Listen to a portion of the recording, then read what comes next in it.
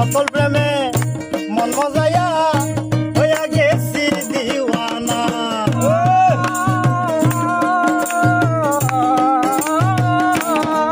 আমাদের ফিরুজ মিয়া কই ভাবিয়া আসল প্রেমিক হইলাম না।